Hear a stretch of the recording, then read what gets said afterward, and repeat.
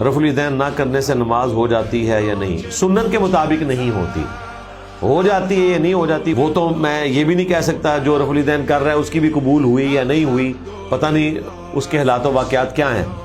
ہمارا کام یہ ہے کہ آپ کو بتانا ہے کہ سنت کے مطابق نماز یہ ہے، تو ہم اتنا ہی کہیں گے کہ سنت کے مطابق نہیں ہوئی۔ رہا یہ معاملہ کہ وہ اللہ کے حضور قبول ہوئی یا نہیں ہوئی، یہ اللہ اور بندے کا معاملہ ہے کہ کسی شخص کی کمزوری کے باوجود اس کی نماز کو قبول کر لیں۔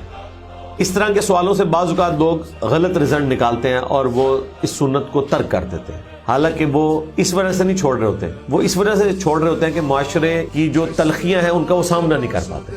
مسواک انہوں نے لگائی ہوئی ہوگی جو کہ چھوٹی سنت ہے، پگڑی انہوں نے پہنی ہوئی ہوگی جو کہ چھوٹی سنت ہے، کیونکہ رفع الیدین وہ سنت ہے جو نماز کے طریقے کے طور پر جاری کی گئی ہے، اور یہ وہ سنتیں ہیں جن کے بارے میں جامعہ ترمذی میں حدیث ہے کہ سنت چھوڑنے والے پہ اللہ کی لعنت ہے، جو طریقے کے طور پر ہے۔ ایک یہ ہے کہ آپ سنتیں یا نوافل پڑھتے ہیں، وہ تو ہے ہی اضافی چیزیں، لیکن جو فرض کے اندر سنتیں ہیں وہ اس کے طریقے میں آتی ہیں۔ فرض کے اندر رفع الیدین کرنا، اللہ اکبر کہہ کے نماز شروع کرنا، ظاہر ہے کہ طریقے کے طور پر ہے، تو اس کو آپ نہیں بدل سکتے۔ سنت چھوڑنے والے پر لعنت، میری وہ ویڈیو دیکھ لیں تو آپ کو کلیئر ہو جائے گا۔ سنت کو بالکل نہ چھوڑیں ان دنیا داروں کے پیچھے۔